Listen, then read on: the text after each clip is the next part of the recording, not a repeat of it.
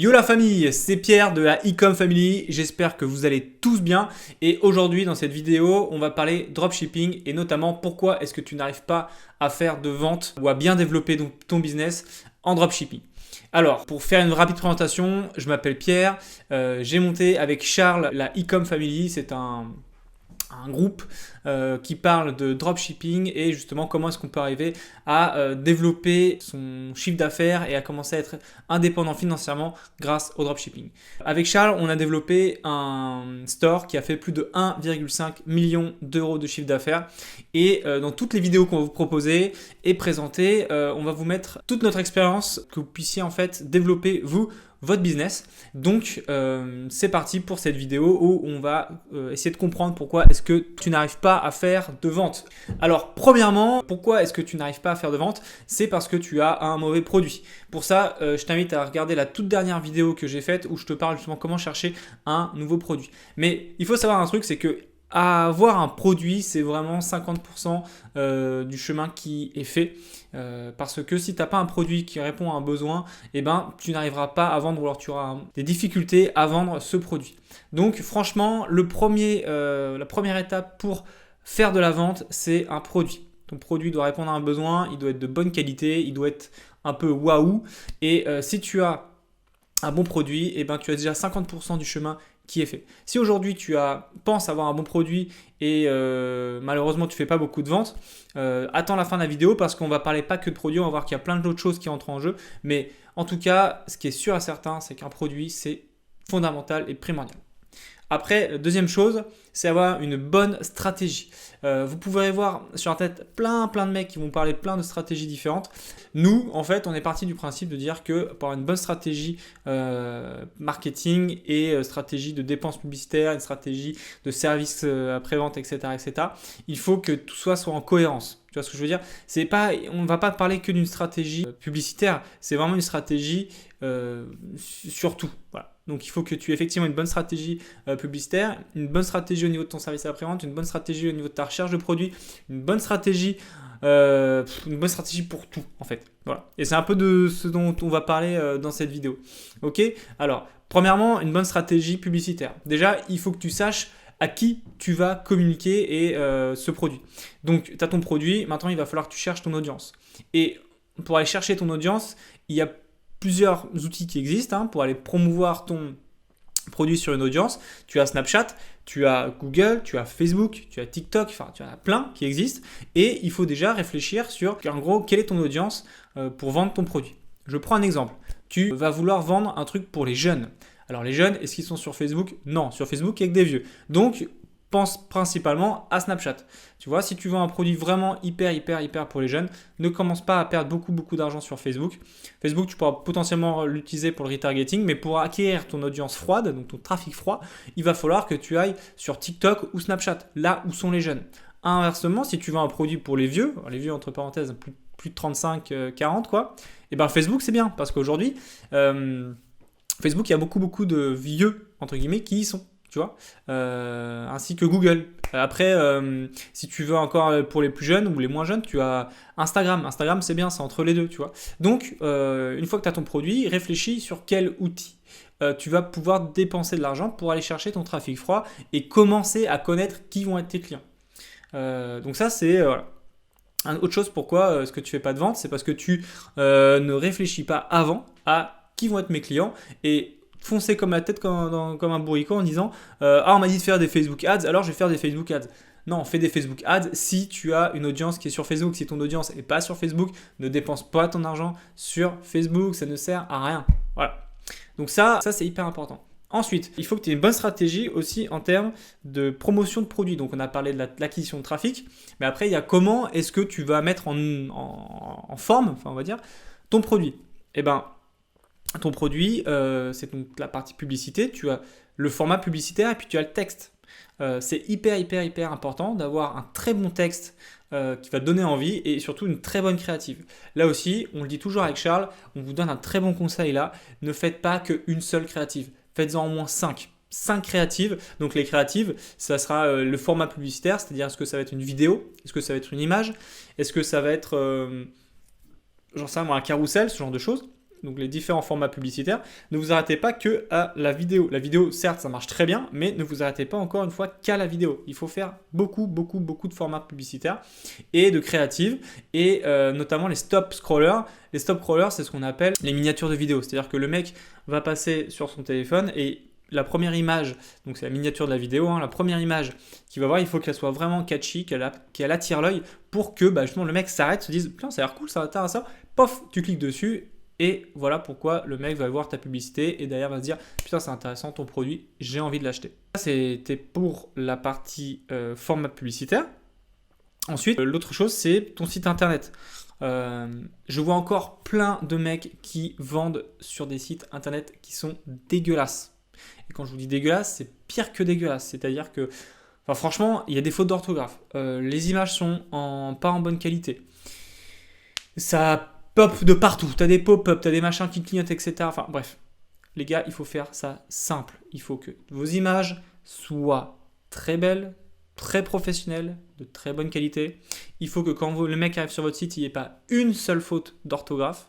Et il ne faut pas que ça soit la fête foraine avec plein de loupiottes qui clignotent de tous les côtés. Non, il faut encore une fois simplifier le parcours utilisateur de ton acheteur. Et toutes les choses qui vont encombrer sa vue, ce sont toutes des choses qui vont faire en sorte qu'ils ne vont pas acheter. Faites ça très simple. Une page produit, une belle image, un beau texte, des badges de confiance, un beau bouton vert, acheter, et c'est tout. Voilà. C'est pas plus compliqué que ça. Ne soyez pas dans le surenchérissement de la page produit parce que vous n'allez pas y arriver. Voilà. Ça, c'est un conseil à vous donner. Et aussi, soignez vraiment bien le tunnel de vente. D'accord ? Le tunnel de vente, c'est tout ce qui va amener votre consommateur, votre acheteur, à acheter votre produit. D'accord ? Si le mec arrive sur son panier et que sur le panier, ça marche pas. Ou alors que sur le panier, il y a encore une fois des fautes d'orthographe. Ou alors que sur le panier, ce ne soit pas le même logo que sur le logo de la page d'accueil. Enfin bref, tout ça fait que votre client ne va pas acheter chez vous. Votre site internet, c'est quand même votre boutique. C'est quelque chose qui est hyper important. Et encore une fois, chaque clic que votre consommateur fait, c'est un clic qui l'amène à la sortie. Voilà. Et vous, ce qu'il voulez, c'est qu'il aille payer. Donc il faut qu'il paye. C'est tout. Pas qu'il sorte en disant « Ouais, putain, ça m'a saoulé, j'ai rien compris, il y avait trop de trucs à faire, c'est trop compliqué, etc. etc. Donc, voilà. Soignez votre site internet, c'est primordial. S'il vous plaît, faites-le, parce que j'en vois encore beaucoup qui font des trucs nuls, je suis désolé de le dire, mais nuls, et qui se plaignent après « Ouais, je comprends pas, mon produit est super, ma pub est super, mais les gens, ils n'achètent pas. » Bah ouais, mais regarde ton site, il est nul. Voilà, on peut pas dire autrement. Donc, avoir un bon site internet. Une fois que ça c'est fait, il faut avoir aussi derrière toute une stratégie de service après-vente. Et ça, tout le monde l'oublie, en tout cas beaucoup de gens l'oublient, avoir un super service après-vente. Au début, vous le faites tout seul parce que vous n'avez pas beaucoup de commandes, il n'y a pas de souci, on répond aux gens, on leur répond à la fois par mail, sur Facebook, on répond à leurs commentaires sur la vidéo Facebook ou sur Instagram, etc. Et une fois que vous avez beaucoup de commandes, moi je préconise qu'à partir de 1000 € de chiffre d'affaires par mois, peut-être même un peu avant, commencez à sous-traiter ça. Vous créez des fiches, petits PDF en disant bah voilà, le mec il dit ça, il faut répondre ça, le mec il n'est pas content par rapport à cet argument, mais voilà le contre-argument, etc. Et vous allez sur Upwork, je vous mettrai un petit logo, et il y aura le lien en fait dans la description aussi. Vous allez pouvoir en gros embaucher des freelances qui vont faire le SAV pour vous, pour votre site en dropshipping. Voilà. Ça c'est hyper important. Et une fois qu'il y a le SAV, il y a toute la partie fidélisation et emailing, c'est-à-dire chercher à en gros utiliser votre base de clients fidèles, enfin en gros qui ne sont pas encore fidèles mais qui peuvent devenir fidèles justement, à arriver à les fidéliser. Nous on le voit très souvent avec Charles, quand on envoie des emailing, on a tout le temps des gens qui rachètent. Tout le temps.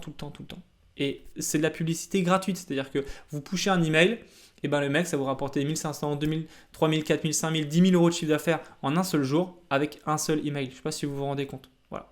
Donc l'email, c'est super intéressant. Vous avez des clients, allez les titiller, allez leur montrer des offres, allez leur dire tiens, il y a aujourd'hui promo sur notre site, moins 50% avec le code X, les gens vont acheter. Voilà. Donc ça, c'est hyper important aussi. Utilisez votre base client pour leur pusher des emails.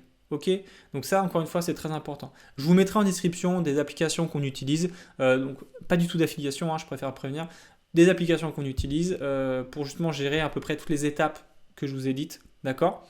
Et voilà, en fait c'est pas plus compliqué que ça, il faut juste être professionnel mais de A à Z et pas avoir un truc super et le site nul, tu vois. Il faut que tout soit nickel de chez nickel parce que sinon vous n'allez pas réussir à vendre. Encore une fois, je le répète, il y a énormément de gens sur le marché. C'est plein de concurrents qui sont en face de vous. Donc, essayez d'être le meilleur. D'accord? La concurrence, elle est faite pour ça. C'est, encore une fois, s'améliorer et être en perpétuelle évolution. Donc ça, c'est hyper, hyper intéressant. Surtout quand on fait du dropshipping, avec Shopify notamment. Donc, voilà. Ça, c'est la base que je vous ai dit. Ok? Je vous laisse là-dessus. J'espère que cette vidéo vous aura plu, vous aura ramené pas mal d'informations. Encore une fois, je vous mets plein d'informations dans la description en termes d'applications qu'on utilise nous, qui nous aident justement à améliorer tous ces sujets. Ok. Avec Charles, on voulait vous le dire, on a ouvert quelques places de coaching. En fait, on est en train de réfléchir à faire plein de choses pour vous. Du coup, on a mis en place du coaching. C'est 150 €, c'est 1 heure. Voilà, en gros, il n'y a pas plus compliqué que ça. Il y a un lien dans la description. Si ça vous intéresse, vous venez nous voir. On passe 1 heure ensemble sur Skype. On vous explique comment améliorer votre business, comment faire en sorte de développer vos ventes. Si vous avez des problèmes sur Facebook, si vous avez des problèmes sur Google, etc. Enfin bref, on voit tout ça ensemble et on essaye de faire monter votre business. Mais encore une fois, c'est 150 €. Pour nous, c'est pas grand chose. C'est juste que voilà, on a envie de tester quelque chose. On vous en dira peut-être plus après. Mais voilà, on veut tester quelque chose et pour faire ce test, on a besoin de vous. Donc le prix est vraiment, vraiment, vraiment pas cher. Surtout quand on regarde les autres formations en dropshipping ou les coachings en dropshipping. Voilà, en gros, on veut tester quelque chose, on a besoin de vous, on ne peut pas le faire gratuitement forcément parce que c'est du temps, mais on fait vraiment un prix super bas pour justement faire un truc hyper cool après qu'on vous montrera, ça je pense que c'est sûr et certain. Voilà. Sur ce, je vous laisse, passez une bonne journée, rejoignez le groupe sur Facebook, Ecom Family, abonne-toi à la chaîne, lâche un pouce bleu, ça fait toujours plaisir et je te dis à la prochaine, salut!